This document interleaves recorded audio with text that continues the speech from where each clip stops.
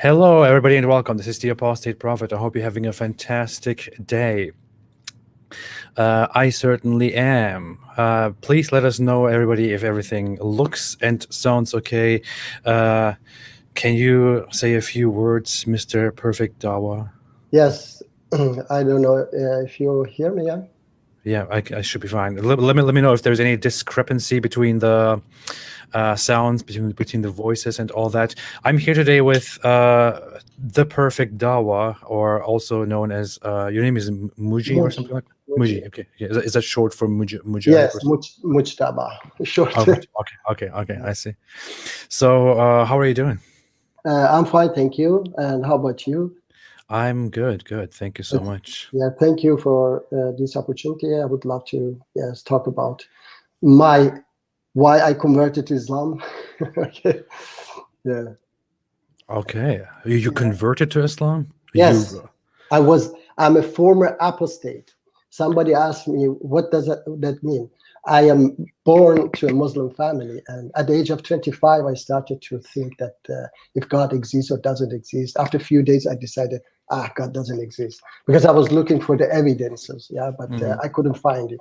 And I have to say that it was because I didn't have much knowledge and experiences. Later in life, I got better knowledge and experiences, and I was traveling different countries. So I started to realize that I was wrong, okay, about certain things. So and I didn't convert to Islam overnight. It took me time. Slowly, I was questioning why is this in Islam? Why is that? Different things. And then slowly, I started to believe that, okay, this is the answer. So that's why I Mhm. decided that, yes, I'm a So Muslim. to clarify this, you were Muslim in the past. Okay, Then you yeah, let me tell you this. I don't believe in that. no, Okay, because when you say convert, people think like yes, you had yes. nothing to do with it, and then you converted to it. That's why. No, yes, that's why I say that I believe that you cannot be born to a way of life. Okay, you cannot be born to a political party like this is wrong actually when they say that you are born to this religion and you have to accept it, otherwise, you are apostate. So that's my belief. Okay, so I Hmm. believe that I just was born to a Muslim family. I knew Islam, but not much. So and then I decided 25. No, God doesn't exist. So I don't consider me as a Muslim in the past. Okay, I consider me as just was born to a Muslim family. Okay, Okay. but later when I found out, the truth for me, then I decided, yeah, this is the final message of God, and I converted to Islam. Yes, That's how about your background when you were you don't say that you were a Muslim, but when you were yes, in that in Islam, family. what which understanding of Islam was that, or Nothing what? special. I just had heard that, okay, God But exists. is your family was your family like Sunni Muslim or My mother and father, yes, they were Shia Muslim, yeah, okay? but I didn't convert to any certain sect. I disagree with both of them and accept, those teachings that match with Quran. I Hmm. reject something in Shiism, something in Sunnism. So I converted to Islam, and I believe that, for example, Shia Muslim, they kind of worship these imams, their Okay. shrines, and that's unacceptable for me. But there are things that in Sunnism also I reject. Yes, So you don't consider yourself a Sunni Muslim nor a Shia in Muslim, but Shia you Muslim, told me no. you are a progressive Muslim. Uh, Yes, as for your beliefs, you simply identify as a Muslim, as far as I understand, without yes, putting yourself into any specific corner of Islam. But you also want to publicly identify that you are progressive in your views and beliefs. How yes. did how did that happen? I mean, when we look at the world of Muslims and Islam for ever for a very long time. When we look into the world today, we see that Muslims are mostly Sunni Muslims. There are some Shia Muslims, and then there are very few people like in the fringe corners of the Muslim world that identify with different things. How did you decide that you should become a non-aligned Muslim instead?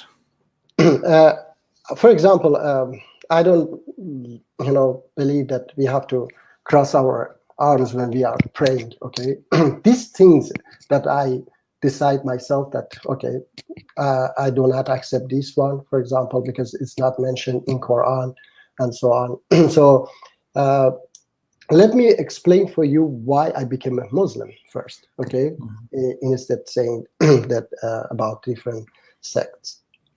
So I would like to say that I have learned that God has created the planet Earth, the sun, the moon, and all creature on this planet for a reason. He created us as animals, like other animals. Okay. Yes. I wait for you because I usually would like to. I'm still listening. Yes. Just had to Yes. Yes. So he created us like other animals on this planet, and I believe that animal is not a form; is a way of life. The most important part of that way of life is selfishness. That I do everything for myself. I'm ready to kill millions of people for myself. I want to become richer, so I don't care about others. That's the animal way of life, and I don't believe that human is a form either. It's also a way of life. It's 180-degree opposite to that animal behavior and way of life. Is maximum sacrifice. So God created us like animals, but he gave us this ability to understand, so that he communicate to us, and he changed this selfish, devil that is ready to kill millions of people for his own interest, change this, animal to something that is not in his nature, which is humanity. Okay, so that this, this creature can sacrifice himself for his beliefs and and for his own kind. And we are living, and God punish those who live like animals and die like animals by hellfire. If you live like animals and die like animals, you will be punished. If you live like human being and die like human being, you will be rewarded. But God knows that we are living in a jungle with the jungle rules, that the strongest one get the most, the weakest one get the least, and has to get little or nothing and has to die. So he knows that in this jungle, okay, we those who are strong, they want to become richer and richer. They do all bad deeds to become richer and richer. And those who are weak, they also have to do all bad deeds like selling drugs, prostitution, all these things to survive. So God wants us to leave from this this jungle, this animal world, this jungle, to live in a human world where we don't need to do bad deeds. No bad deeds happens. That's why Islam is the final message of God, and Islam is the message that is going to guide us to that world. Okay, and that Mecca that you say why it is not in Christianity and Judaism is because that Mecca is the last message was kept for the last messenger of God. And in Mecca, the message is there that when we go once a lifetime, we have to go there, and we dress equal, those dress of ihram, we call it, two pieces of material, cotton material, and there nobody is rich, nobody is poor, everybody is equal. So we say to God, I accept it, and then we reject the opposite of that equality, which is this jungle and the jungle rules, okay, which 1% of the total capital of the planet 50% of the total capital of planet belong to 1% of the world population, which is $110 trillion. And hundreds of millions of people live on $1 or $2 a day. Okay. These are very interesting things that I heard before when I was into socialism and socialist philosophy, which I very much distance myself from nowadays. But I don't understand. I have a lot of questions. I want to jump in somewhere. Yes, very which is, good. you have you say that we are like other animals and we go after our animal instincts, but God corrected us and wants us to follow a corrected message. But if we simply stick to being like the animals, then we will go to a bad place. I guess, how did you come to that conclusion? What do you base that on, and what does that have to do with Islam? Okay. I mean, this is a fact. You know that that we are animals. We are like all other animals. The only thing different is that we are capable of understanding that what is right, what is wrong. So God gave us this, He's not going to punish monkeys, for example, because they don't understand, and He's not going to punish even us if we don't understand. Okay.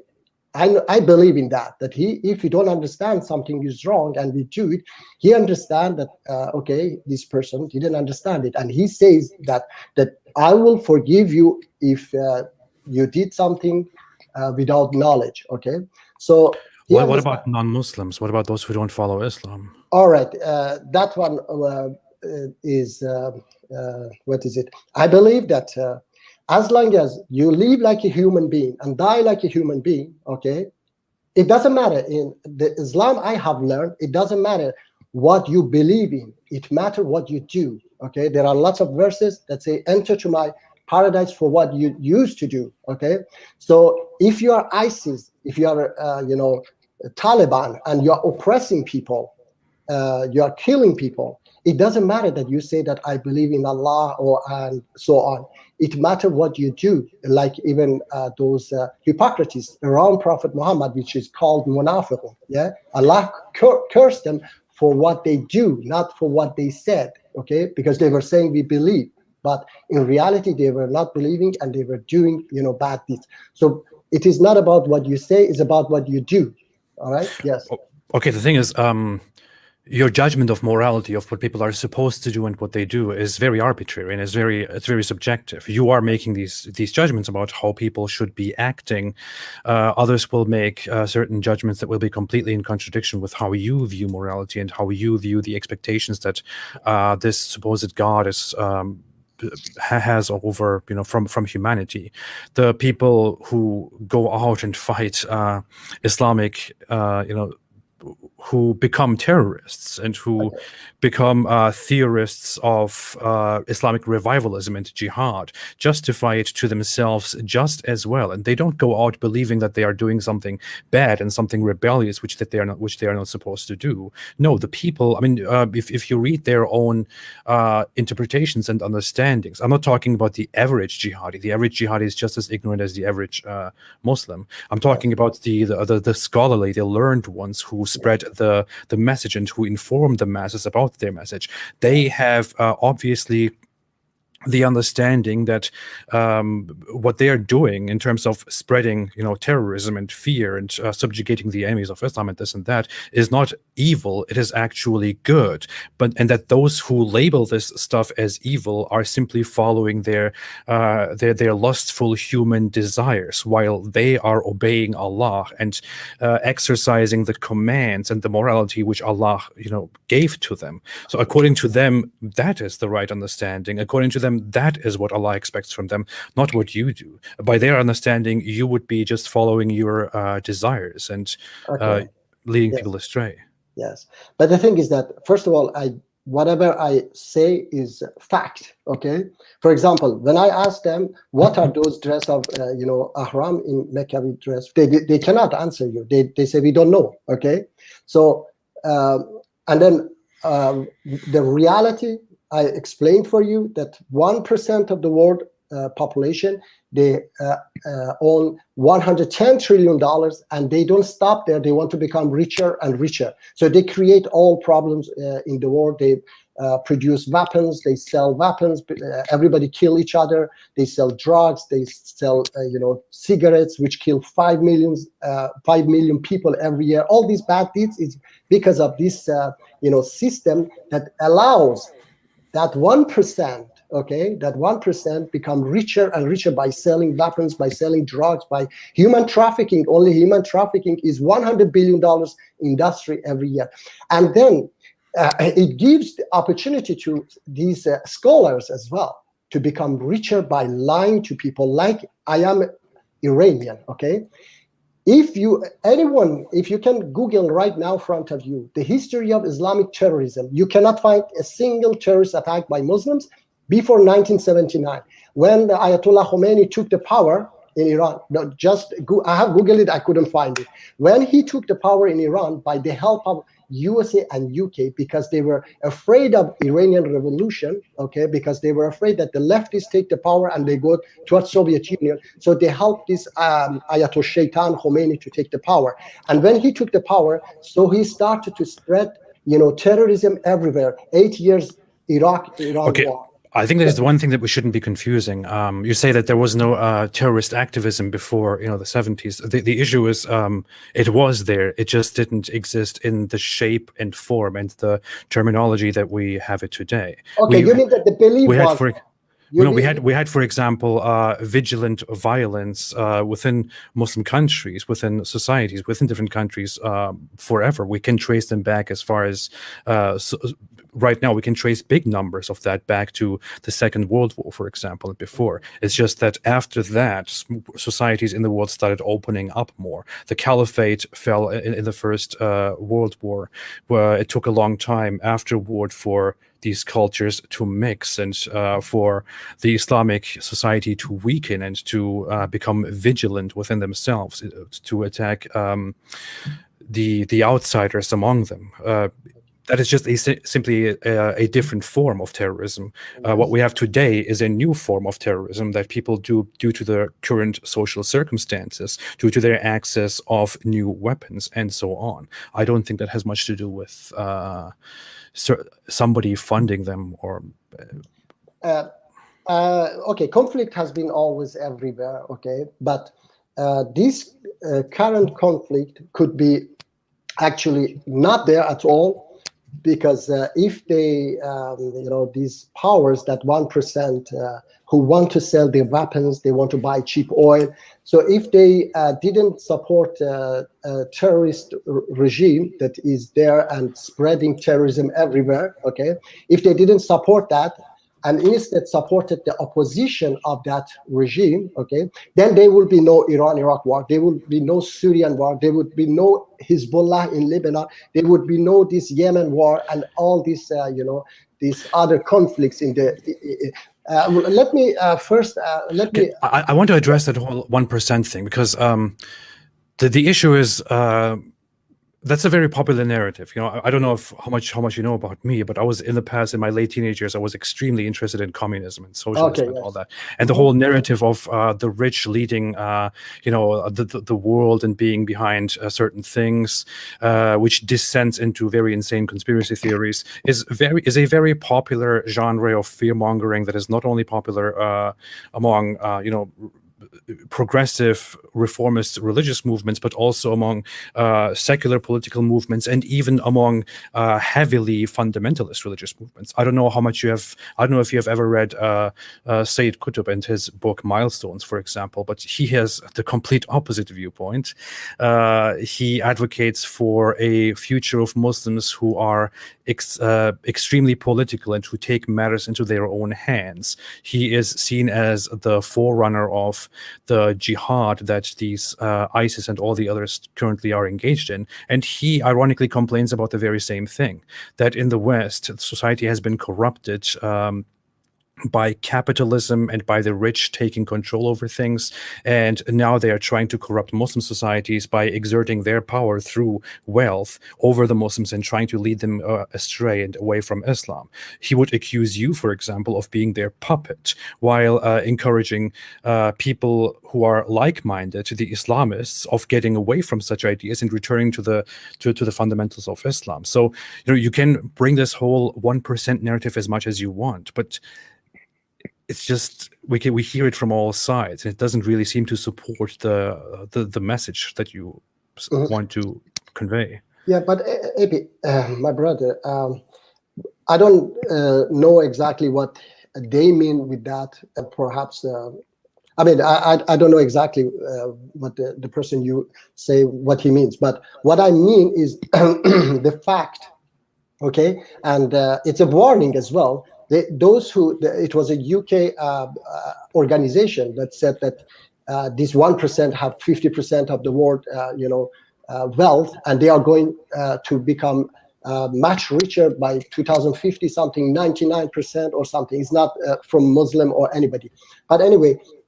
This is the fact that this 1% want to become richer and richer, and they don't stop. And hundreds of millions of people, they want to survive. For surviving, they have to sell drugs, they have to sell their body, they have to be corrupted. So this jungle is, for me, is the problem. This is what I get from Islam, that the Satan, which God has, warned us from. And this was the debate I was going to take with EF Dawa, okay?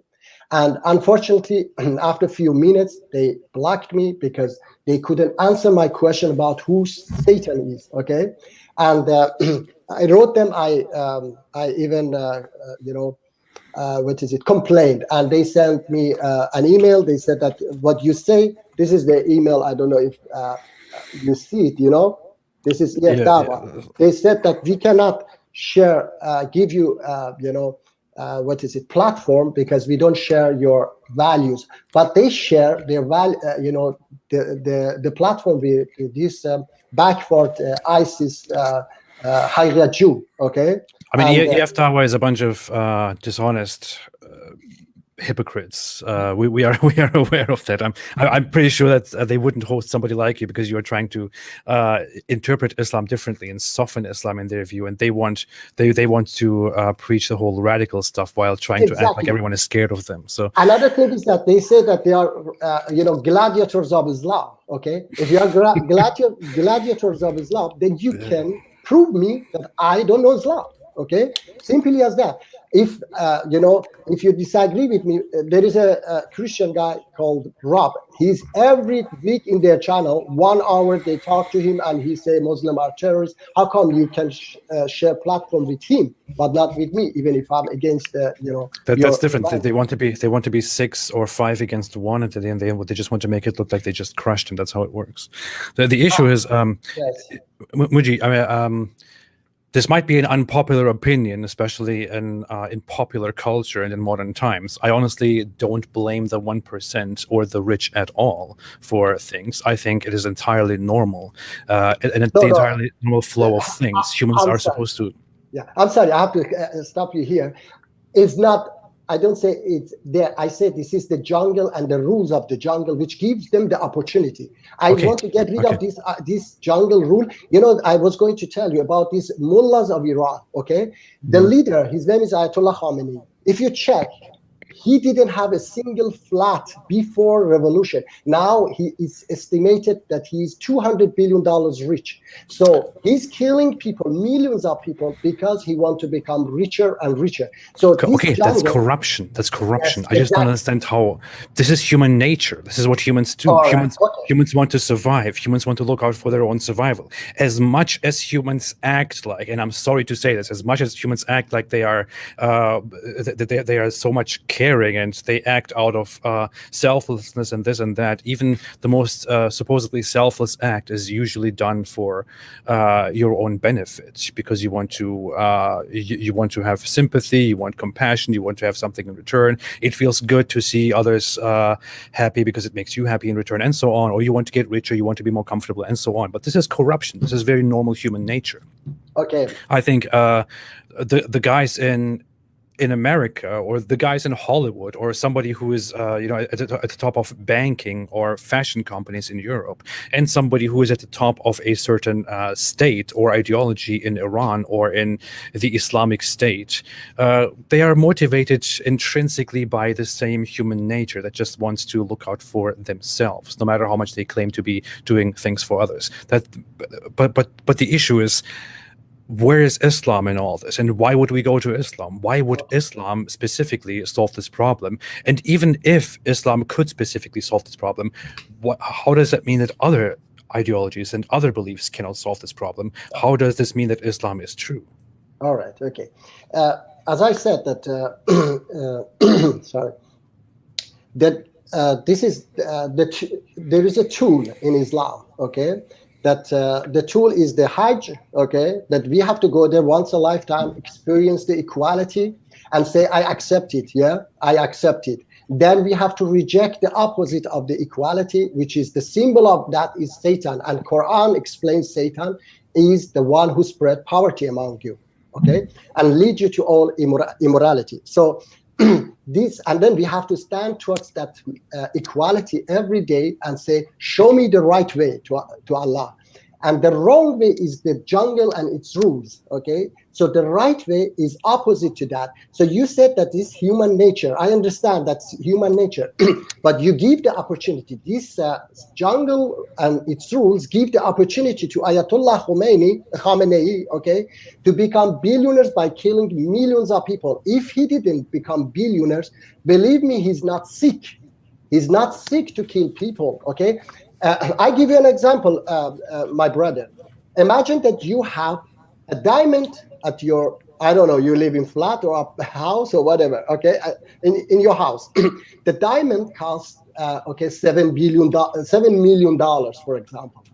How many people on this planet would love to steal that diamond? There are millions of people, okay, that would even travel all the way to USA if they had the opportunity to steal it. Now imagine that you live in a world, okay, where money doesn't exist. We are all equal. We share everything with each other. We love one another. We work and live for Allah, okay, because he tells us for God, because he tells us that I want you to live like this. So, and that diamond costs nothing, $0. Okay, you think anybody on this planet will travel all the way to USA to steal a stone? No, the opportunity is there, my brother. Get the opportunity away from them.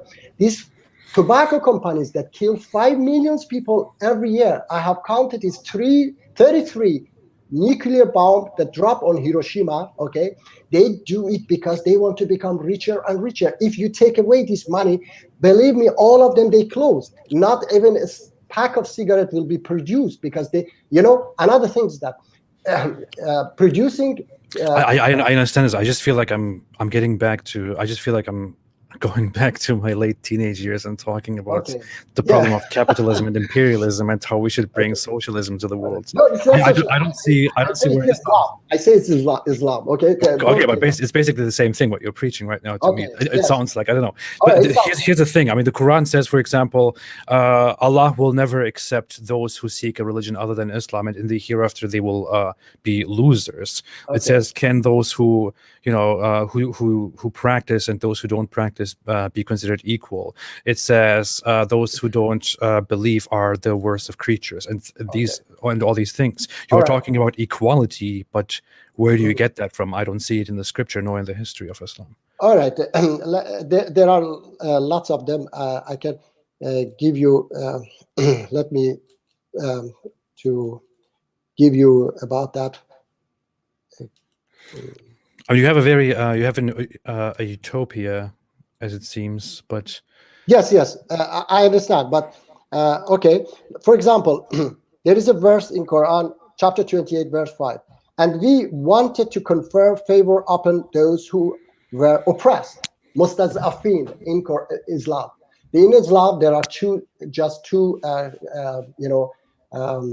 classes, mustazafin and mustakbirin, oppressed and oppressor. Okay, confer the favor upon those who were oppressed on earth and make them leaders and make them inheritors. So, and there are many other verses. So Quran says that one day these oppressed will rule and inherit the planet. So when there are two classes and the oppressed will rule and inherit the planet, so there will be a new class called oppressed and oppressor. So the oppressor and oppressed will disappear. And as long as this jungle rule exists, okay, there will always be oppressed and oppressors. There are lots of verses of Quran that I can bring for you. About that you said disbelief, okay? Unfortunately, this disbelief has been, my brother, it has been interpreted. Quran says kuffar, okay? And kufr in Islam is oppression, okay? So I give you a good example. If you check this. What about those who deny the signs of Allah? It says that also very many times Okay. in the Quran. Yes, let me, can you check chapter 16, verse 83, please? I will give it to you, okay? Shall I Quran read 16, verse what? 83. 83, okay. Yes. Can you read it for me, please? One moment. I like to read from a specific site with all the translations here. Yes, yes. They recognize the favor of Allah, then they deny it, and most of them are disbelievers. All right, stop, please. Stop. They recognize the favor of Allah. Who are they? Disbelievers. Should be in context. Yeah. Yes, they disbelievers. How can most of them be disbelievers? Most of them, not all of them. Language is information, my brother, okay? When Quran say most of them means not all of them, and doesn't say disbelieve. It say most of them are kafir. In Arabic, if you can read it, it say most of them are kafir. So not all disbelievers are kafir, okay? I would say this is just a very typically poor all right. text in the Quran, because it clearly talks about those who turn away, and then it says they reject the favors of Allah after they recognize it, and most of them are disbelievers, are kafir. Most of them are kafir. Okay. Now read other, because here they some interpreted disbelievers, some translated differently, despite they translate always kuffar as disbeliever, because here it doesn't match that most of them are disbelievers. They are all disbelievers, but most of them are kafir. So it is not only one verse, there are lots of verses, and it's a whole concept, okay? And set of belief that I believe that as long as, of course, it's ideal that you become a Muslim and you fight for that word that Allah teaches us every day. Show me the right way. That's the ideal. But if there is a verse as well says that prophets and those, it doesn't say Muslims, and those who spread the message of qist, which is equality, the killer of them is equal to the killer of a prophet, okay? So even if you are not a Muslim and you get killed for spreading the message of equality, you are considered as a high level in Islam, okay? So this is what not only I believe, I'm following a Muslim organization also, and that Muslim organization also believe in that, and we are fighting for for your rights, for everyone's rights, and we believe in an equal world where we share everything with each other, okay? Here's what I don't understand. It says this is talking about people are given signs, they're given the favor of Allah, but then they turn away and they turn their backs, and then it says they recognize the favor of Allah, but then they deny it, and most of them are disbelievers. Here, especially here, the word deny is not the same as the word for disbelievers, I believe, right? Yes, but in Arabic it says, and most of them are al-kafirun. They reject it. They reject it, and then and then it says they are deniers or disbelievers, kafirun. Yes. I think this can be perfectly reasonable in saying they deny or they reject the favors of Allah. Most of them are disbelievers. It might be that some of them are not, and some of them have certain things on their minds. The Quran separates quite often between the hypocrites. For example, at the very beginning of the Quran in chapter 2, it makes a distinction between those hypocrites who claim to believe but don't believe, or who claim to understand, or who claim to follow, but then they secretly reject or put away the signs of Allah, and those are distinct from the kafirun, who are the outright deniers of the signs of Allah. It might be that it's making a distinction here. Or it might be an inconsistency or an incoherence. What I don't understand is how this relates to the Quran saying that those who deny will have no luck in the hereafter. No, okay. It's usually everywhere I read, it is about that. They spread corruption, okay? Those who disbelieve, they spread corruption, because Allah says that all I do is I guide you to good deeds and prevent you. Sorry, I have to find that. So, of course, there is another one, chapter 98, verse 1. Those who commit kufr among the people of the scripture. So, if it's kufr, is disbelief, then cannot be among the people of the scripture. Either all of them, they are disbelievers. What about those who believe that that Jesus is God? Yeah, I say that kufr is different. Okay, as I said, that you can believe. Of course, it's ideal is that you believe in Allah and Islam. But if, as long as, for me, that I read Quran, Mother Teresa, she was a great woman, and or even Mahatma Gandhi, who saved hundreds of millions of people from oppression. Okay, he was much better. And not only me, there are scholars, Islamic scholars, who say that they are much better than many scholars of Islam who spread corruption, in the land, on the planet. Such a person is much higher, because it is a interpretation. Okay. What I don't understand here. What I don't understand here is doesn't the Quran also refer to with the same word to those who believe that Jesus is God, or who believe that Jesus is the Son of God? Doesn't it also refer to them as with the same word, with kufr, with I don't exactly remember the wording here, but it's the same word, right? Yes, and I understand, but I say that it is perhaps. This is mostly what Allah understand the true meaning of some verses. He says that in chapter 3, verse 7. Okay, but what I have learned from many other verses of Quran is that what is it? Kufr is oppression, because Allah only guides you to good deeds and prevent you from immorality. Okay, so if you reject that, and you do, and I showed you that most of them are kafirun, because kufr is oppression, kufr is bad deeds. So that's what Allah is against. Okay, Allah is going to punish people. Okay. Of course, this is what, as I said, this is my understanding, and there are scholars. Okay, I know. As I said, I follow a Muslim organization. They have scholars, and we believe differently. So some people might believe that you have to be killed as a form. Okay, here is the issue. I asked you about the whole issue with those who disbelieve, because the Quran, you are saying that people are equal. You're talking about equality among peoples and this and that. The Quran clearly says that those who don't believe and those who reject the belief in Allah are not equal. They are evil. They are worst of creatures. They will go to hell and this and that.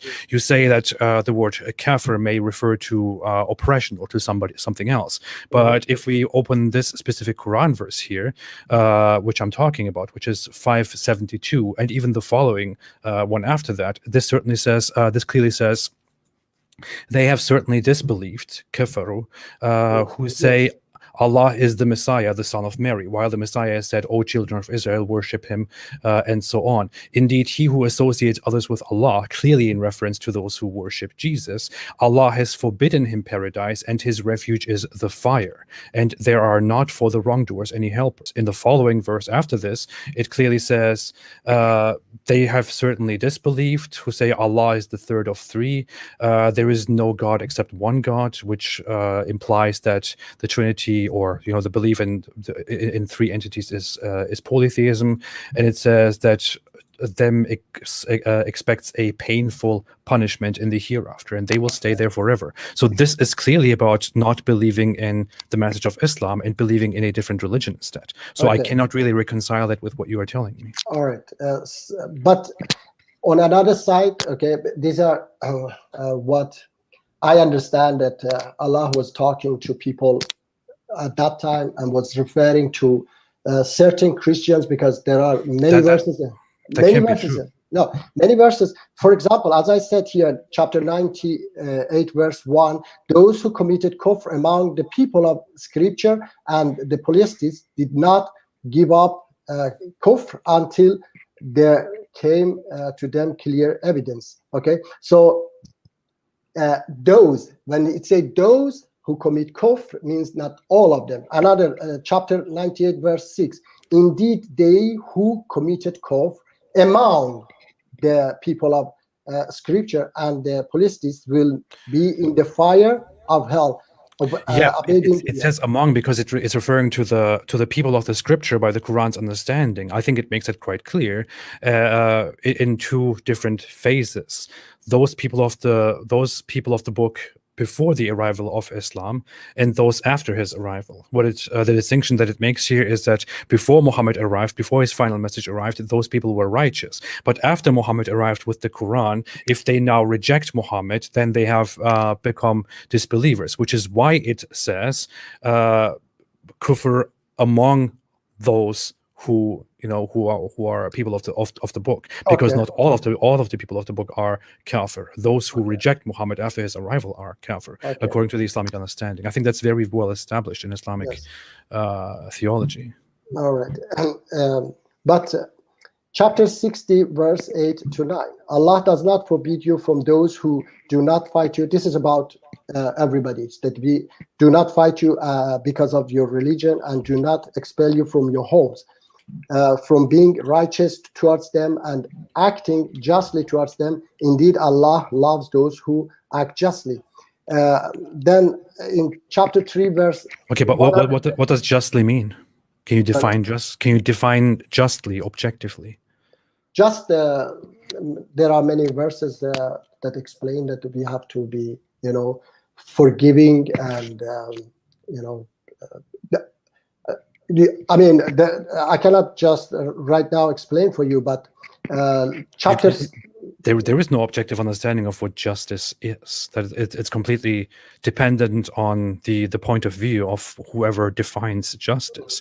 In the when it comes to the context of Islam, justice, if we read the Quran chapter 9 verse 23, it clearly says those who don't believe in Allah and His Messenger and this and that, fight them until they are subdued and pay the jizya. And in the following verse, it explains that they are deluded and Allah will fight them because they believe in Jesus and in Ezra, mistakenly it says. So that is justice according to the Islamic religion. According to the Islamic laws and schools of jurisprudence, killing apostates who leave Islam is justice. Punishing people who commit adultery is justice. Killing people who engage in blasphemy, as we see in the Hadith, for example, which you may or may not fully accept, is justice. I mean, justice is not really... If it said, do not kill anybody for this and this and that, we could probably accept that. But if it says justice, that's very arbitrary. Okay. Allah, I read for you, my brother, now. Allah does not forbid you from those who do not fight you. So Allah just, forbid you from those who fight you and kill you. And we know that even, those verses is just for those who attack you, at that time. And we don't know that. Yeah, we know from the history of Islam that when the Prophet Muhammad,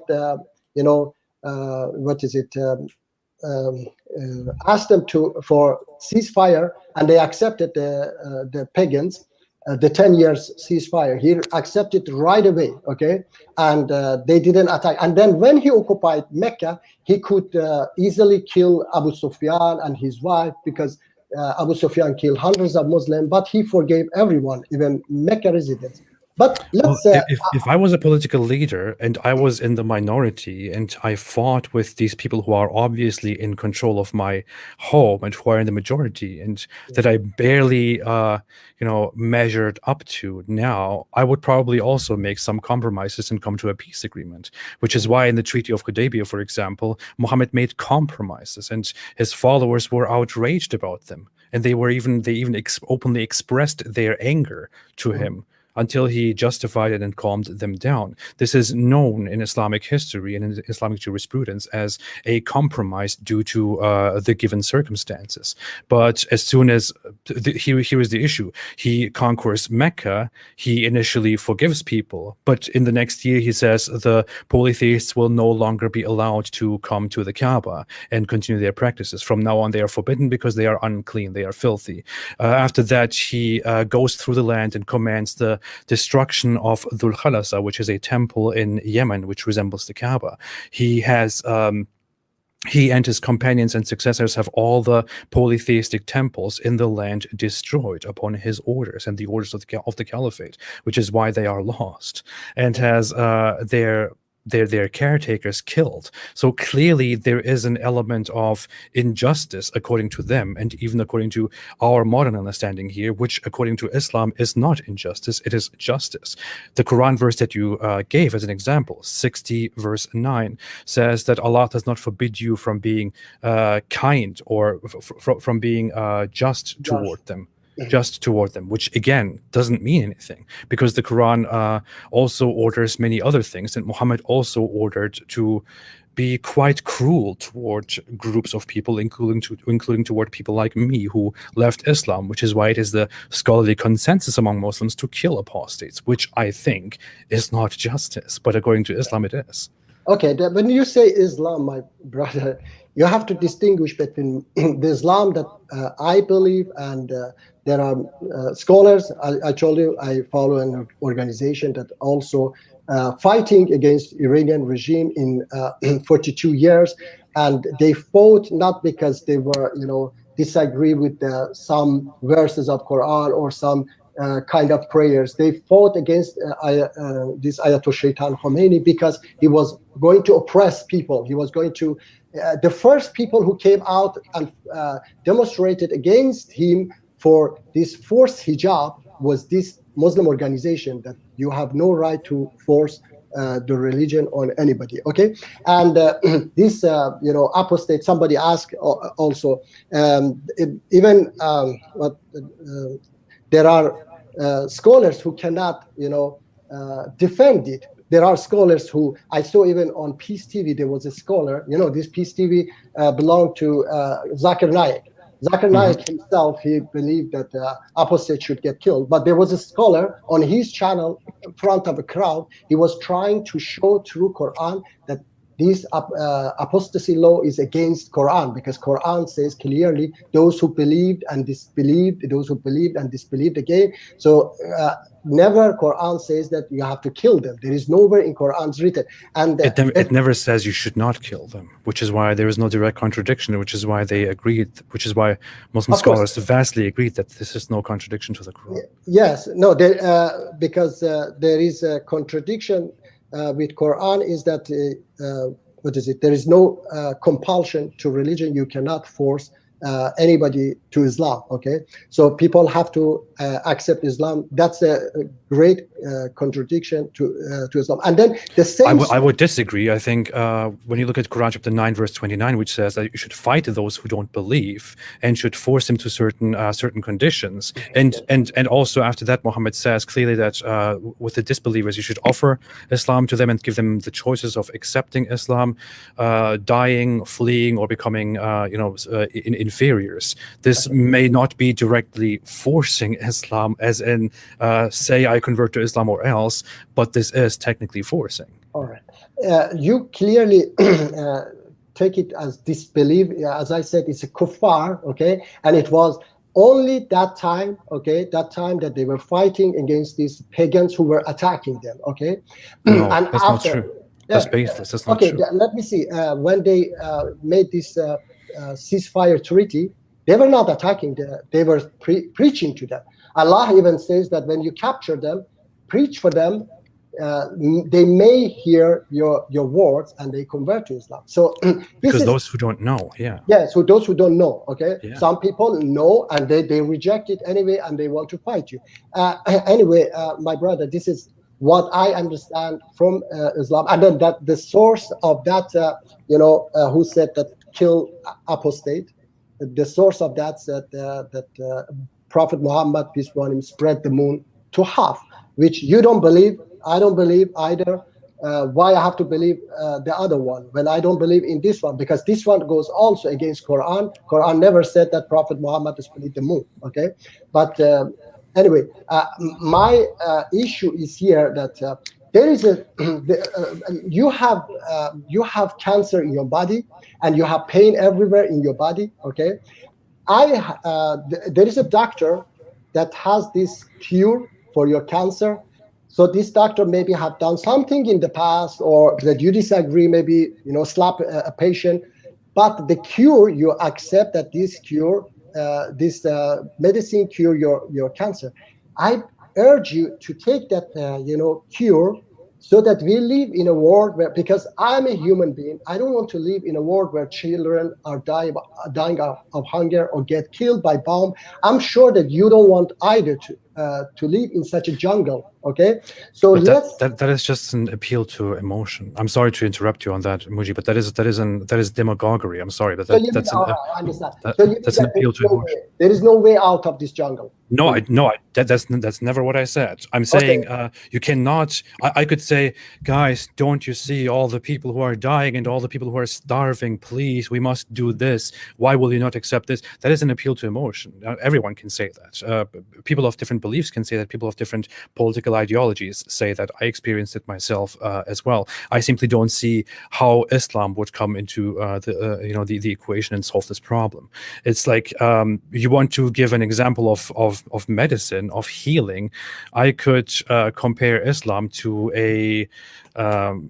to somebody coming to me, a salesman, and offering to me some alternative medication that is not proven to be helpful in any way. On the contrary, there are lots of examples that it is incredibly harmful, incredibly dangerous, that it has terrible side effects. I would not say, hey, yeah, there are problems in the world and yours will solve the problem. No, what I would say is, yes, there are problems in the world. Yes, the things that you address are problems. Yes, there is a sickness. Yes, there is a disease, but your solution is certainly not the solution, because I don't see anything in that. No reason to accept your solution.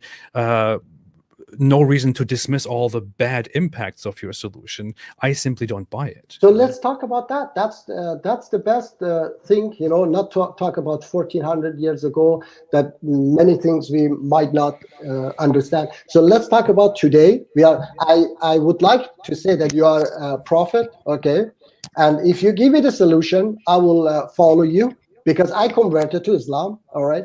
And if you give me the solution, because I live in this, I don't want to live in this jungle that children are losing their legs on a landmine because somebody wants to sell its weapons and become richer. So I want to live in a world where everybody is happy. And I said that it is a fact, okay, that the solution is to get rid of the source, which gives this opportunity to someone to come all the way to USA and steal that diamond from your home, okay, to get rid of that opportunity, so that diamond is nothing, $0. Nobody will come and steal it, okay? Nobody will produce opium. Farmers of Afghanistan, they produce 90% of the world opium because it gives them more money. And farmers of Sweden, they don't produce any drugs because they are well off. Okay, so let's create that system for everybody, that they don't need to do bad deeds. And how does your understanding of Islam, if you can very briefly say this, how is it that the 99% understanding of Islam could not address this problem properly, but your understanding of Islam can not only address but also totally solve this problem? Can you briefly explain how exactly that would make sense? Okay. First of all, there is also a teaching in Islam that there is a way out, not only in Islam, in Christianity and Judaism as well, that there is a Messiah who comes and save us. Okay, there is a way out of this jungle. But it's not that God will send somebody to save us, but there is a promise from God, and I gave you that verse of Quran as well, that one day the oppressed will rule and inherit the planet. So there are lots of verses and hadiths that indicate on that there is a way out and one day will happen. Prophet Muhammad peace be upon him says that even one day is left from this world. Okay, what is it? Somebody comes from my family and establish the justice on this planet as much as they were injustice. I'm sorry, but what you're telling me is we just have to accept it. You cannot explain how exactly this I'm going to say solves the problem. You're saying we just have to wait for the guy to. No.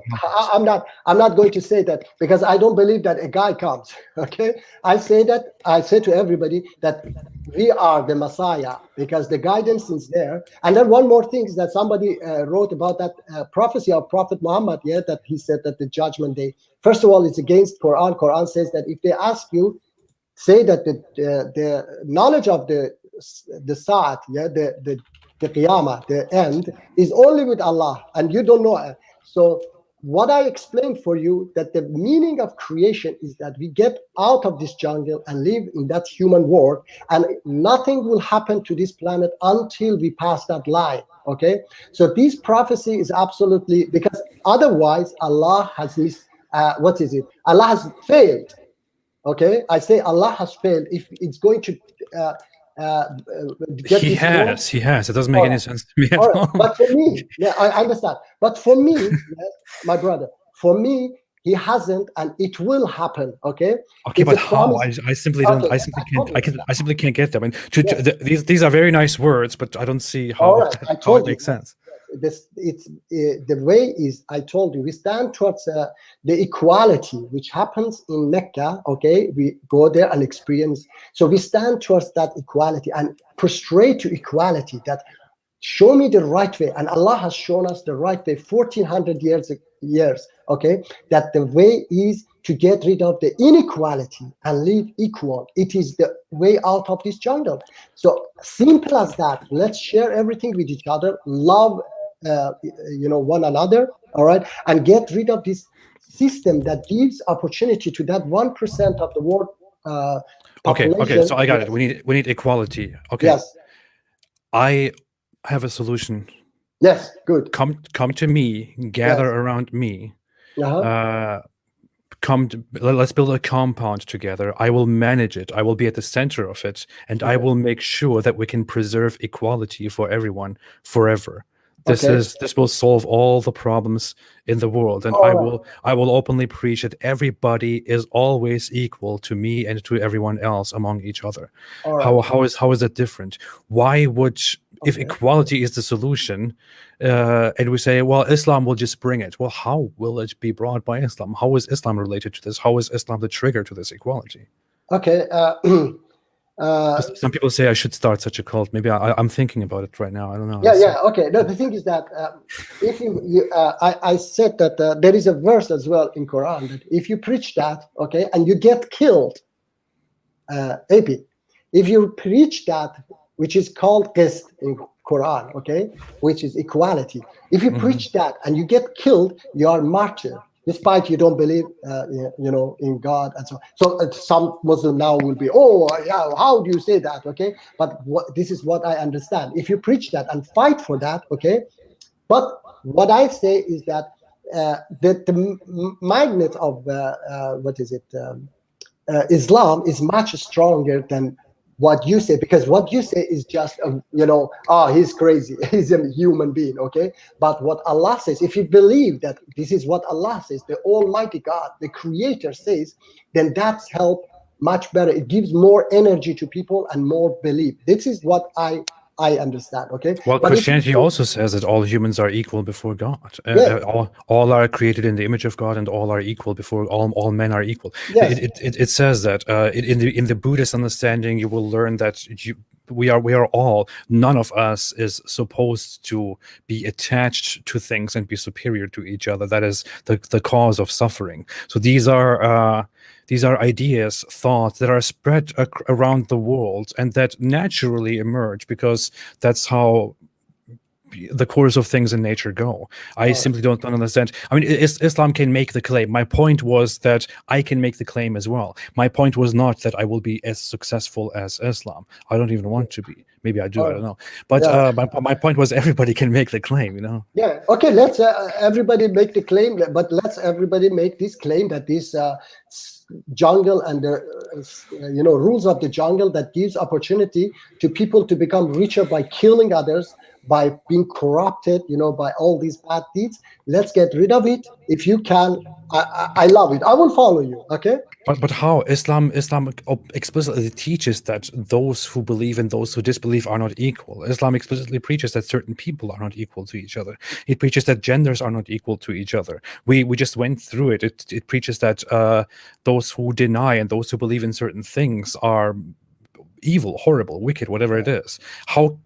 I mean, we just went through that. How can we accept that Islam would then be the system that brings the equality? I would say, I'm sorry to sound this way, but I would say Christianity is much more egalitarian. I would say Buddhism is much more egalitarian. I would say many other ideologies in the world are much more egalitarian. The ones that we have right now, secular ideas, are more egalitarian. My own views are more. So it's certainly not Islam. Islam is the opposite to that. Islam also explicitly tells people to fight those who don't listen and fight those who don't believe and to subjugate them and this and that. It wants to bring equality among believers by force, which doesn't make sense. Okay. I told you that those verses are just for that period of war, okay? And you have to, this is... you have to prove that. Yes. But the proof is that when Prophet Muhammad occupied Mecca, he didn't kill anybody. He just, forgave everybody. Okay, he forgave everybody. And during that period of ceasefire, they didn't fight anybody. They were just preaching. Okay, so this is okay. First off, that is false, because while in Mecca, he did at first initiate a time of inner peace surrounding the Mecca. He did immediately implement discriminatory laws towarding the polytheists and their religious practices, and at the same time he did send armies and people to violently take care of other people throughout the Arabian Peninsula, which also continued after his death. And he did preach offensive fighting against those who disbelieve. And the Quran is very explicit in what is disbelief. It doesn't say those who believe that Jesus is God and who did this and this and that are disbelievers. It merely says those who believe Jesus is God are disbelievers. Mm-hmm. Kufr, of course, is covering the truth. Okay, that's also another meaning of the kufr, but mostly is oppression. Okay, mostly is bad deeds. And if you say, I don't know what is it exactly, that part that you say he sent to kill people and so on. This is totally against what Quran says, that fight as long as they fight, and when they stop fighting, you stop fighting too, because Allah doesn't like those who start to fight. Okay, so Quran clearly it also says fight them. Yes, fight as long as they fight. Okay. No, it also says in 929, fight them. I never said the Quran is consistent. You expect that the Quran is absolutely consistent with its own thoughts because you believe that it has been divinely revealed. I don't. I look at the Quran as a regular book and try to fact check it. What I see is that there are many inconsistencies. At the beginning, it says that the Christians and Jews have nothing to fear. Later, it says, may Allah destroy them, they are disbelievers. At first, it says, don't fight, don't do this and this and that. It never actually says specifically don't fight these people or don't fight anybody. Later it very clearly says fight those who don't believe until they do this and this and that, and it doesn't refer to specific people. It is very general in its language. So okay, I don't see it. This is first of all, as I said, it's not don't believe those. It's about kuffar, those who commit oppression. Okay, and what is it? As I said, mostly this is what I get from Islam, that we are going to get out of this trouble, and I found the answer in Islam, and I want that everybody also accept that we have to get out of What is that? Quran chapter 9, verse 29. Fight those who do not believe in Allah or in the last day, and who do not consider unlawful what Allah and His Messenger have made unlawful, and who do not adopt the religion of truth from those who were given the scripture. Fight until they give the jizya willingly while they are humbled. In the next verse, within context, it says, the Jews say Ezra is the son of Allah, which is false, and the Christians say the Messiah is the son of Allah. That is their statement from their mouths. They imitate the saying of those who disbelieved. May Allah destroy them. There is no reference here to that this refers to specific people. It's quite general. It's exactly about those people and that time. Okay, it's like you know, it's like my brother says that second. That's what you say. Yes, like saying in Second World War, go and fight and kill Germans. Okay, but is is only for that period after you made peace. Now Germans that's a false equivalence. Okay. That's a false equivalence.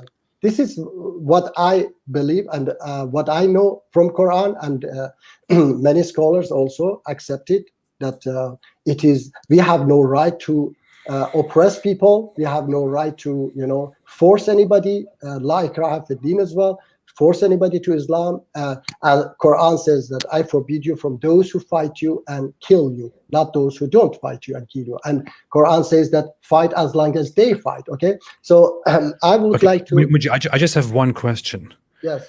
If what you're saying is true, why does the Quran not say fight those who oppress and who do these and these actions? Why does it instead say fight those who don't believe in what you believe? It says fight those who fight you. No, it doesn't. Well, okay. I'm talking about, for example, this Quran verse. If it is referring to specific people who were oppressive, which is why they should be fought, why does it not say fight those who oppress you and who fight you and this and this and that? But instead, in the verse explicitly says fight those who don't believe in Allah and in the last day and what you believe. Okay. So it came exactly that time, and they knew who are they going to fight. But that was not my question. That was not my question. It clearly says fight those who don't believe in Allah. I know. Quran was talking to people of that time, Muslims of that time, that they were fighting against these kuffar, which were the pagans who were attacking them. And they knew that Quran is talking about these people, not about people of other countries, okay? Or, I don't know, about today's people of the world. Quran is not talking about that I have to go and fight the AP, okay? He says that I do not forbid you to be just towards AP, okay? That he doesn't believe. There is no compulsion. So this is a whole, concept. It's not just one verse that you take, okay, Quran said so, like this, like ISIS. They think like this, that, okay, Quran said like this, I have to go. The vast majority of scholars think that 9 verse 29 is a general statement. The vast majority of scholars think the same thing, because it's...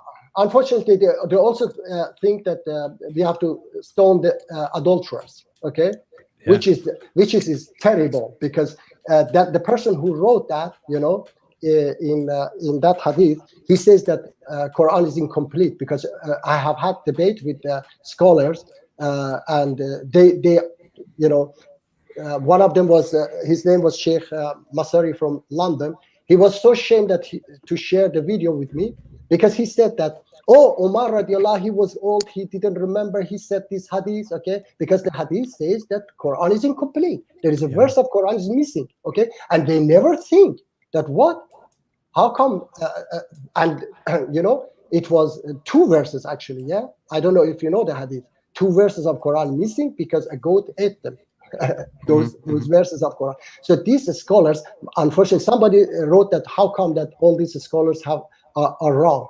Because many of them are businessmen, and they, religion for them is business. They have studied long time. Now they are going to make money from that religion. And if they go against the majority, they will lose their followers. They will lose their, their income. So that's why they go with the mainstream. So that's why they don't stand against, these wrong teachings. And, they don't question such a things. If they question, then they get attacked. Okay. Well, I think there's good reason to believe that the Quran is entirely the Quran is completely unreliable, because we don't know what belongs in it, what doesn't belong in it. We rely on a chain of explanations to how it came into existence and how it was compiled, a chain that is not reliable by historical standards, only by Islamic standards, and so on. So there is no real reason for me to believe that that the Quran was divinely revealed or anything, which is why it's understandable to me that some things may not be in the Quran but may have been added to it later or made up, interpreted onto it, like the stoning, for example. It might indeed be true that the Quran never included such a verse, but that was made up by Omar, for example, because he just wanted people to be punished that way. Might be entirely true. That's completely plausible to me. That's because I don't think that the Quran is in any way divine or miraculous. Yeah, but we don't have to follow that because it goes against Quran. Quran never said to stone adulterers. Okay, according my knowledge, it would be logically going against the Quran if the Quran explicitly say don't stone people. It doesn't necessarily go against the Quran just because the Quran doesn't say. Okay, can I say something? I say something? Sure. Everywhere Quran mentions stoning is about pagans. That don't do this, they will stone you. Don't do that, they will stone you. So stoning was a practice by pagans. So Quran would never take that, stoning. And this was actually done by, I think it was practiced by Romans. And they injected this in Bible and Torah. And they wanted to inject this, the same people in Quran, but they couldn't. So that's why it also says that they crucified, they tried to crucify the Messiah, but they couldn't. And then it tells the Muslims to crucify people who act a certain way in chapter 5, verse 33. Yeah, I know. It even says cut off their hands and feet, or exile them, or kill them, or crucify them. Okay, Quran doesn't say that, my brother. I'm so sorry. I have to say that. I know. Look, I will tell you now. That's what is it? Let's talk about that. That's about first. That's not an order for Muslim. It's a passive, verb. So it says that it's what happened to them in this war, okay? By whom? I will tell you now. By whom? Chapter 7, verse 124 says, Pharaoh says, I will certainly cut off your hands and feet on opposite sides, then crucify you all. Chapter 20, verse 1. He, Pharaoh, said, have you believed in him? Is about Moses, peace be upon him. Have you believed in him before taking my permission? He is surely your great one who has taught you magic. So I will cut off your hands and feet from alternate sides, and I will crucify you on the trunks of the palm trees and so on. Okay. So I understand, but this is what pagans do to themselves. The one who lives by sword, die by sword. It doesn't say in that verse that all Muslims do this to them. It says it is a passive verb, okay? That it is what happens to them. I'm talking about Quran chapter 5, verse 33, where it says, where it doesn't talk about any such context. It clearly says in the penalty for those who wage war against Allah and His Messenger and cause corruption in the land is none but that they should be killed or crucified, or that their hands and feet should be cut off from opposite sides. It doesn't say penalty. It says the recompense. Okay, it is what happens to them. It is what happens to them. So, my brother, chapter 3, verse 7 says that, some verses of Quran are unspecific, okay? And the knowledge of that is only by Allah and those firm in knowledge. This is not an ambiguous verse. It clearly says the punishment of those who don't believe in Allah and His Messenger, or whatever, okay, recompense. Jaza means, jaza is the Arabic word. It is the punishment, as in recompense. The response to it is that their hands and feet are cut off, or they are killed, or crucified, or exiled. This is what the verse clearly says. This does not report us about something that happened. It says this is what should be done. Okay, it says also the recompense of those who fight God. And then the explanation is the repeated use of the passive voice is not a coincidence. It is to indicate that the acts are not instructions, but Who says statements. that? This is what is it? The interpretation of this verb. Whose This verb. interpretation is that? This is the interpretation of the what is it? Professor Edip. Okay? I'm sorry. Edip Yüksel is a reformist Muslim who makes very outrageous reinterpretations that Okay. have nothing to do with the verse here at hand. But- It clearly says here Okay, on but screen. it says, and I showed you the verses. So you mean that Allah followed Pharaoh's rule? Yeah. Yeah.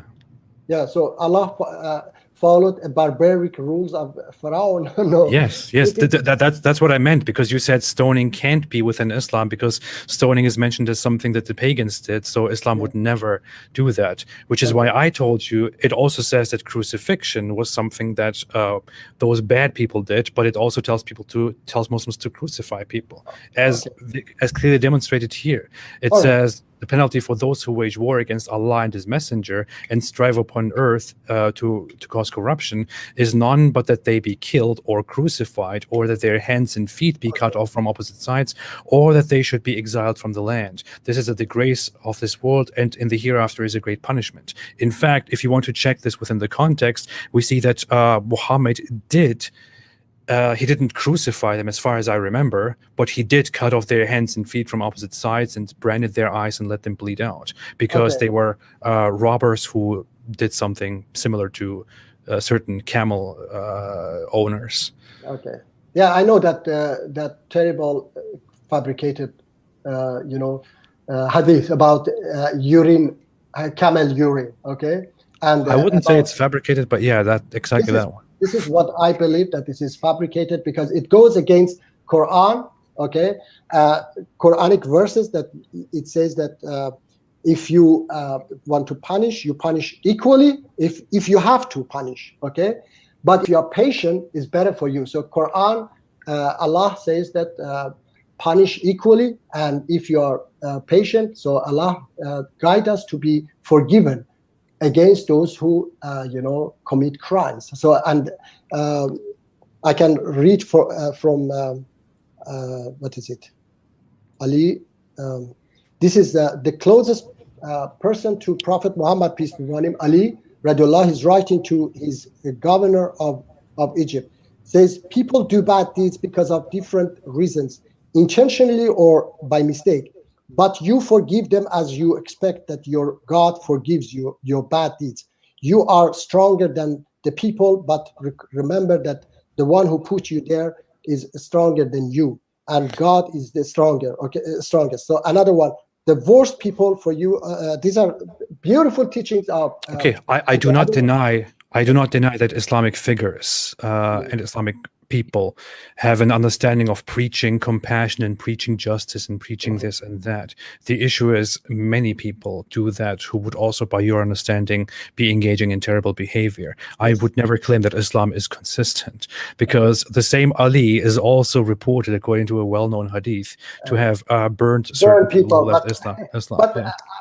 Yes, my brother, I think, I'm not a psychologist, but as I know, these teachings cannot come from the same person. This person must be totally, crazy to burn somebody another side, and here to say that. I agree. Yes. Let me. He says that Malik, don't fight God because you cannot get away from His anger, and you will always need His mercy and forgiveness. Whenever you forgive someone, do not regret, and do not regret it, and never be happy for punishing someone. Okay, so there are other beautiful words from him, and it cannot be from the same person. So that those hadiths, I totally reject them, because they go against Quranic teachings, which everywhere says that forgive. I will read for you if you want some of them. Okay. No. But thank you. I appreciate one of that. them. 42:40. One of them. And the retribution for an evil act is an evil one like it. But whoever pardons and makes reconciliation his reward is from Allah. So Allah says that I, Nice. reward you if you. So for me, my understanding, we cannot kill even a murderer, because everybody has, according Quran, has the right to repent. If Sure, I don't deny that. I don't deny that. But the issue is, I cannot take your repentance. Maybe in 10 years, okay, you will become a totally different person. Maybe I can, change you. Maybe I make you Muslim, for example. Okay, but maybe. That's I say maybe. So I have no right to take here is the your life issue. away. Here is the issue. As much as the Quran, even if the Quran said, for example, I prefer that you forgive all the people who disbelieve and who do terrible things, but it also said their punishment is death and destruction and this and this and that. But it also said, I prefer that you should do this and this and that because that's actually better for you. Yeah. I wouldn't care at all. Okay, it's a nice thing to say, being forgiving is good, but at the same time, it is also the same authority that preaches that a certain cruel punishment is acceptable or even commanded. Like what? It also says, for example, that you should be good to your wives. I know you will have a reformist objection to this. It also says that you should be good to your wives, but at the same time, it says that you should be disciplining them and hit them if they are out of order, for example. Okay, we can talk about that also. That sure. Doesn't say. We can talk about it forever. I know. Yeah. Yes. Because the issue is, when we come to the epistemology of what you believe in and why you believe in Islam, it's interesting. We talked a lot about law and morality and this and that, and we disagreed a lot. And don't misunderstand me. I'm not trying to be aggressive. I'm just really holding on to when I see that something doesn't make sense or as I perceive it, I try to challenge it. Yeah. I just don't understand why you would believe in Islam, regardless of all these interpretation marathons, interpretation challenges, Islam's history, its lack of solution to the human suffering and problems. I don't believe that there is a system out there which is supposed to give us a solution. I don't believe that there is an absolute solution to our problem. I think there is no such thing. Such a thing doesn't exist. It's a false expectation.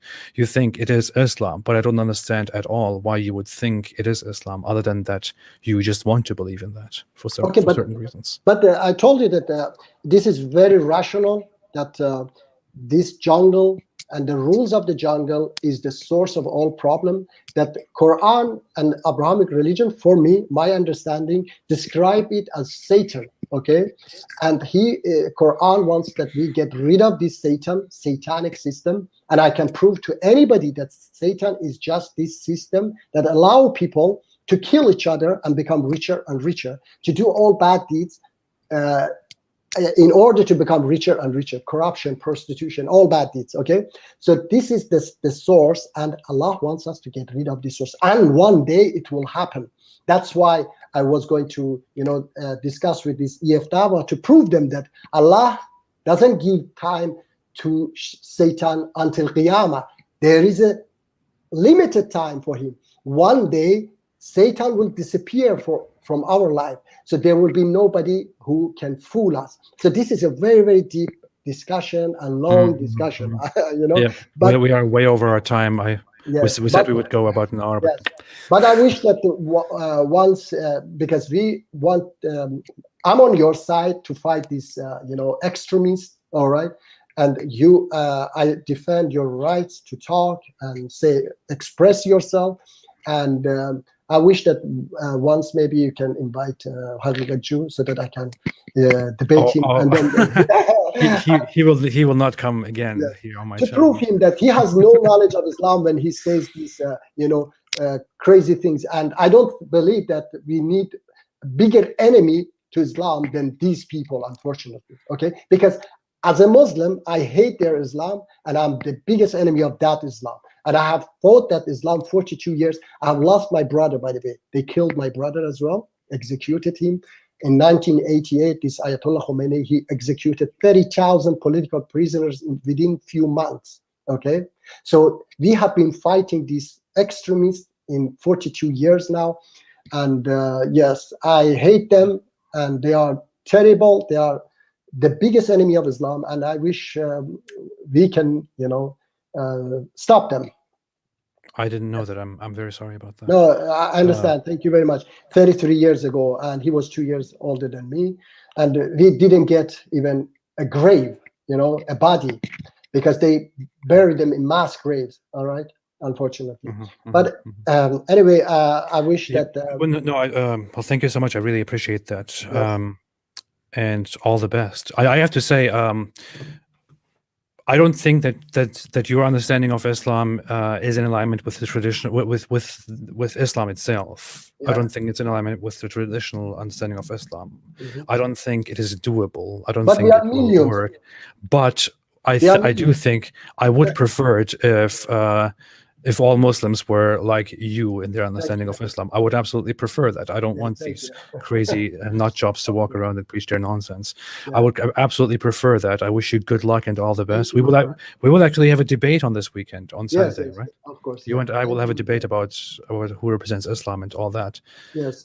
But I support your mission. Thank you, my Despite that, I have said before, I don't think that it is possible to change Islam. I don't think it will work. But hey, no, we are not going to change Islam. We are going to, to show them the right interpretation of Islam. That you are wrong. I would call it changing. Yeah. Okay. Yes. But yeah. All right. The right. Yeah. And I wish that you help me as well in this mission to fight this, extremist, and we spread love on this planet, because we don't want all this hate. There are forces who make money from spreading hate and fight against creating conflicts, but I hope we are not, none of us. I want to quickly look at some super chats here. Yes, there were some that have questions, especially. It was a kind of an interesting conversation, so I didn't really want to get off track. Zagros Özkan said, now non-denominational groups are starting in Islam, just like in Christianity. Oh, it's an interesting development, right? What else was there? Somebody made a super chat, didn't say anything with it, but thank you so much. Rashad Perry said, AP Momo Hijab had a go at Douglas Murray today. I'm not aware of that. It should be interesting. Hindu historian said, this is a very unorthodox understanding of Islam. I agree. Muji disagrees, and I wish him good luck with that. Okay. What else is there? Another super chat somewhere here. Let me put that on the screen. I want to put them on the screen. I have them all listed here, but I would rather just show them instead of reading them off the screen. It's much more engaging, much more fun. Thank you for joining me here, by the way, Muji. It was interesting. Thank you. Doug said, do you think socialism rather than religion would be more in line with your ideology? I say that if they can, I believe that they never can, bring equality to this planet. Okay, but if they can, I would be more than happy, because I believe that only God can guide us to that, to that world, because the tools is there. Praying, fasting, is not only to come there to that world, but to keep it also. So we need the tools, and the tools are there. Hajj, which I explained for you, that we have to go there and, practice it, and then say that I accept it. And then the praying, that we have to stand towards that and say that, prostrate to that equality and say, show me the right way. Okay. And all these things, these are the tools, which unfortunately they don't have it. Yeah, it's a nice idea as well. But I would prefer socialism to Islam. I would not prefer socialism to religion. No offense. Okay. But of course, I said that if it is they can do that, then that's easier, yeah, because you don't need to pray and fast and so on. But I don't believe that they can. Okay. No, me neither. It's nonsense. It's nonsensical. It's a very bad utopia. Susanna, Susanna, hey Susanna, Susanna is here. Hey Susanna, thank you for the super chat. Said, has Mujtaba been honest about his membership support for the cult terrorist group Mujahideen Khalq, aka MEK? Hi, AP. Hope you're well. Is that are you a member of a specific group that is also known as a terrorist group? All right. This is okay. I would love to explain this. Okay, this is a accusation that Iranian fascist regime It's like Adolf Hitler also was saying that the partisans are terrorists. Okay, and Iranian fascist regime also says, and these people, unfortunately, they just blindly accept what this fascist terrorist Khomeini says. And USA and Europe, in order to save Iranian regime from falling, they put my organization in terrorist list. Okay, in order to appease this, a reformist president who came in power. But we went to the court in Europe and USA and UK. And these courts, they were asking all these countries, USA and Europe and UK, to bring a single evidence that this group is a terrorist group, okay? And they couldn't in many years come with a single evidence, and they always were saying that the evidence is classified. The court didn't accept, okay? In 2009, a court in London forced UK government to remove MEK from terrorist list, because who put MEK in terrorist list in UK was a corrupted foreign minister called Jack Straw, who was kicked out of the parliament a few years ago for corruption, okay? And in USA in 2012, also a court forced Hillary Clinton to remove my organization, because they said that simply this organization is the alternative to this terrorist regime in Iran, and they are just freedom fighters. And this organization has thousands of parliamentarians from Europe and USA. Just a few weeks ago, Mike Pence. Do you know Mike Pence? Yeah. AP? Yeah, he was Donald Trump's deputy or vice president. He was in a rally and he was supporting MEK. So you cannot tell me that that great man, such a politician, come and support a terrorist group. All of them know that MEK is the extremism, the biggest enemy of Iranian regime, and they are democratic. Women are equal in this organization. Okay, women, for you to know, women are leaders. 70% of the organization are men, 30% are women, but out of the leadership, 70% are women, because we believe that women have been oppressed throughout the history and we need to lift them up. Okay, so we have a leader called Maryam Rajabi, and women pray in front of men as imam. They don't pray behind men in equal line. So we believe in equality between men and women, absolutely equality as well. So this is a wrong. I feel like you should have been more upfront about this whole matter. Another thing is, I have to tell you it's fine. So it's you are part of the group MEK, which is no, I'm just supporting it. My brother was also supporter, and he was executed. And I have to tell you that there are lots of atheists, Marxists, those who hate even Islam support this organization, because they see that this organization is talking beautiful and doing great job fighting Iranian fascism. Okay. That's very nice. So as I told you, thousands of European parliamentarians. I understand. I would like to look further into it myself. Yes. Unfortunately, I hope you can understand, I do not want to further. Yes. I understand that you don't know further go into it. That could result in a partisan explanation of what this organization is or how heroic they are. Yes. I would not like to do that at the moment. So that just was an accusation that I should explain. Okay. Thank you for that. All right. I just would like to say that if somebody has more question, I usually have my live stream. They can call on my channel, The Perfect Dawah, and then talk to me. I would love to talk to them as well. Anybody who would like to. Okay, Susanna also said his inconsistencies can be explained by his belief in the MEK ideology, extremism rooted in both communism and Islam. When you put those two ideologies together, it makes a really ugly baby, is what Susanna said. All right. Okay. I appreciate it. Thank you, Susanna, for the input. Zagros Özkan made a super chat and said, if we all believed and listened to Santa Claus, we would all be good children and the whole world would smell like roses, right? That's what I say. That's what I think. That's what I say in different words. I'm just replacing myself with Santa Claus. Raj said, question, why should other religions treat Muslims as equals when Islam does not treat other gods, religions as equal to Allah? Shirk. No equality in gods. Not sure if you actually want to answer that question, but yeah. Thank you so much. What? Did he just kick himself out? Hello? Okay. Charlie's Gadget said this guy is going to get attacked by Islam PBUH. And Zagros Özkan said, AP, Sansar Salvo 180 kilometer. Isn't that guy a rapper in Turkey or something? I don't know. I don't know very much about the scene. But yeah, I think the guy just removed himself. He's not coming back, apparently, as far as I see it. Oh, now here he is. Hello. Hello, Muji. What happened? Yes, I don't know. The guy just... You kicked me out. No, I didn't do anything. I just I said but then suddenly anyway. But yeah, okay. So we are through. But thank you so much. Maybe we can talk again. We will have a debate on Saturday about Islamic extremism and violence and all that. Despite I think that we talked a lot. Yeah, still. But we can talk more. Yeah. All right.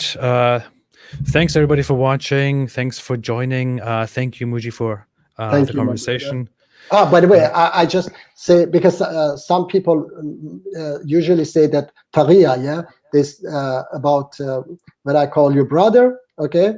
I again say that Malek, kindness, forgiveness, and loving the people should be your priority. And do not attack them like a wild animal, because people are two groups. One is those who are your brothers by religion, and one those who are your brothers by creation. So when I say to you, my brother is from Ali Radiallah, okay, it's 1400 years ago, it's not a Taqiyya, okay, it's a teaching that I have learned from there. So you are my brother in creation, and I hope that one day you join me so that we can together get out of this jungle and we live in a utopia, a beautiful world. Okay. I don't believe that it will happen, but I appreciate the emotion. No problem. You do still adopt and stick to certain Shia thoughts and understandings, as far as I understand it, right? No. I just as I said, I accept whatever goes in line in my understanding from Islam, in Shiism and in Sunnism, both of them. Okay, so it's not. I don't get exactly. Yeah, I don't call myself Shia. I have huge problems with that, but that will be a whole new discussion. Anyway, okay. Well, thank you so much. Thanks, everybody. Have a fantastic day, and as I always say, stay away from Islam. All right. All right. Okay. Thank you. Take care. All right. Bye-bye.